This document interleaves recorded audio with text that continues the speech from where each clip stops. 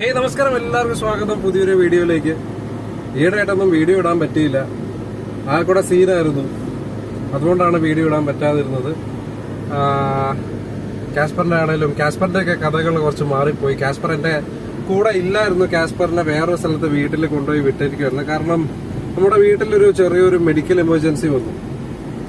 വീട്ടിലെ പപ്പായ്ക്കൊരു ചെറിയൊരു പ്രശ്നം വന്നിട്ട് നമ്മൾ ഹോസ്പിറ്റലിലാണ്. കോട്ടയത്ത് കാരിത്താസ് നിങ്ങൾ കേട്ടിട്ടുണ്ടെങ്കിൽ ആ ഹോസ്പിറ്റലായി ഞങ്ങൾ കുറെ നാളായിട്ട് ഒരാഴ്ചയുടെ മണ്ടേലായിട്ട് നമ്മൾ ഹോസ്പിറ്റൽ സീനിൽ ഇങ്ങനെ കിടന്ന് ഓടിക്കൊണ്ടിരിക്കുകയായിരുന്നു. കാസ്പയ്ക്ക് ഫുഡ് കൊടുക്കാനും ഒന്നും ഇല്ലായിരുന്നു, പറ്റുന്നില്ലായിരുന്നു. ഞാൻ ഇടയ്ക്കിടയ്ക്ക് പോയി വീട്ടിൽ നമുക്ക് 52 കിലോമീറ്റർ ഉണ്ട് വീട്ടിൽ നിന്ന് ഹോസ്പിറ്റൽ വരെ. അപ്പോൾ ഞാൻ മാത്രം ഉള്ളതുകൊണ്ട് അവിടെ നിൽക്കേണ്ടതായതുകൊണ്ട് എനിക്ക് എപ്പോഴും പോയിട്ട് കാസ്പറിന് കൊടുക്കാൻ പറ്റാത്തതുകൊണ്ട് ഞാൻ ഹോസ്പിറ്റലിൽ അവിടത്തേക്ക് മാറ്റിയായിരുന്നു. അതുകൊണ്ട് നമുക്ക് വീഡിയോ സാധനങ്ങളൊന്നും എടുക്കാൻ പറ്റിയില്ല. അത് ഭയങ്കര പാടായിരുന്നു. വീഡിയോ ഒക്കെ എടുക്കുന്നതിന്റെ ഇടയ്ക്ക് ഒരു വലിയൊരു സീനാണ്.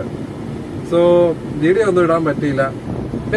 പിന്നെ മെഡിക്കൽ എമർജൻസി കുറച്ച് ശരിക്കും എമർജൻസി ആയിരുന്നു. അപ്പോ ഇപ്പൊ വീട്ടിൽ ആരുമില്ല. ഞാൻ പിന്നെ ലാസ്റ്റ് ഇന്നലെ കൊണ്ടുപോയിട്ട് അവരെ വീട്ടിൽ തിരിച്ചു കൊണ്ടുവന്നു. വേറൊരു ഡോഗ് കെയർ സെന്ററിലായിരുന്നു കൊടുത്തത്, കോട്ടയത്ത് തന്നെ. ഇപ്പൊ വീട്ടിലുണ്ട്. ഇപ്പൊ വീട്ടിൽ പുള്ളിനെ കാണാൻ പൊക്കോണ്ടിരിക്കുവോ. ഞാൻ ഇടയ്ക്കിടയ്ക്ക് പോയിട്ട് ഒരു നേരം ഇപ്പൊ ഫുഡ് കൊടുക്കുന്നുള്ളൂ. അവൻ അല്ലെങ്കിൽ 3 നേരം കൊടുത്തോണ്ടിരിക്കും. ഇപ്പൊ ഒരു ടൈമേ ഉള്ളൂ അവന് ഫുഡ് കൊടുക്കാൻ വേണ്ടി ഞാൻ കോട്ടയത്ത് നിന്ന് തിരിച്ച് വീട്ടിലേക്ക് പോകുന്ന സീനാണിത് ആക്ച്വലി ഓടിക്കൊണ്ടിരിക്കുന്നത്. പപ്പാടെ കൂടെ അവിടെ അമ്മയുണ്ട്. എമർജൻസി ഇച്ചിരി ഇതാണ്, കുറച്ച് സീനാണ്, കുറച്ച് റിക്കവറി ആവണം. അപ്പോ എല്ലാരും പ്രാർത്ഥിക്കണം കേട്ടോ. എല്ലാരും ഒന്ന് പ്രാർത്ഥിക്കുവാണെങ്കിൽ ഒരു നല്ല കാര്യമായിരുന്നേ. അതാണ് നമ്മുടെ ഇപ്പൊ മെയിൻ ഒരു ഇഷ്യൂ. അതിന്റെ ഇടയ്ക്ക് കാപ്പിച്ചനും പെട്ടുപോയി, ഞാനും പെട്ടുപോയി, വീട്ടുകാരും പെട്ടുപോയി. എല്ലാരും ഒരു വലിയൊരു പ്രോബ്ലത്തിലായി പോയി. പിന്നെ ആലോചിച്ചു, ഇൻസ്റ്റയിൽ ആരെങ്കിലും കാപ്പിച്ചനെ നോക്കാൻ റെഡി ആയിട്ടുള്ളവരുണ്ടെങ്കിൽ അവരുടെ വീട്ടിൽ കൊടുക്കാതെ. പിന്നെ ആലോചിച്ചു, എന്നാൽ പിന്നെ ഡോഗിനെ കെയർ ചെയ്യുന്ന സ്ഥലത്തോട്ട് കൊടുക്കുകയാണെങ്കിൽ അവർ നന്നായിട്ട് കെയർ ചെയ്യൂല. പക്ഷെ അവന്റെ വെയിറ്റ് ഒക്കെ കുറച്ച് ലോസ് ആയിട്ടുണ്ട് ഈ കുറച്ച് ദിവസം കൊണ്ടുണ്ടല്ലോ. കോട്ടയത്തെ ചൂടിലേക്ക്, നമ്മളവിടെ നാട്ടിൽ കുറച്ച് തണുപ്പാണല്ലോ, കോട്ടയത്തെ ചൂടിലേക്ക് വന്നിട്ട് പുള്ളി എപ്പോഴും വീട്ടിനകത്തൊക്കെയാണല്ലോ. അപ്പൊ ഇവർ ഈ പ്രാവശ്യം കൂടിനകത്തൊക്കെയാണ്. അപ്പൊ അതുകൊണ്ടായിരിക്കും വെയിറ്റ് ലോസ് അടച്ചത്.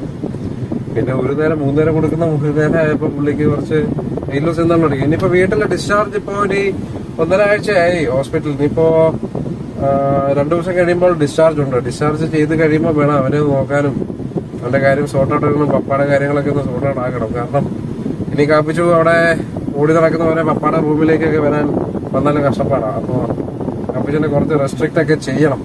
അപ്പൊ അതുകൊണ്ടാണ് കേട്ടോ വീഡിയോസ് ഒന്നും ഇടാതിരുന്നത്. ഷോർട്സോ ഇല്ല, നമ്മള് പ്രത്യേകിച്ച് ഒരു വീഡിയോ കിട്ടി. അപ്പോ ഇതായിരുന്നു റീസൺ. അപ്പൊ എല്ലാവർക്കും പറയാൻ വിചാരിച്ചു. കാരിത്താസ് ഹോസ്പിറ്റലിലാണ്. എല്ലാവരും പ്രാർത്ഥിക്കണം, എല്ലാവരും വെൽവിഷ് ചെയ്യണം.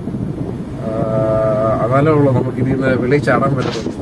അപ്പോൾ അങ്ങനെയാണ് കാര്യം. സോ എനിവേ എല്ലാവരും സുഖമായിട്ടിരിക്കുന്നു വിചാരിക്കുന്നു. സ്വസ്ഥമായിട്ടിരിക്കുക. പ്രഷറൊന്നും അടിച്ച കയറ്റേക്കില്ല.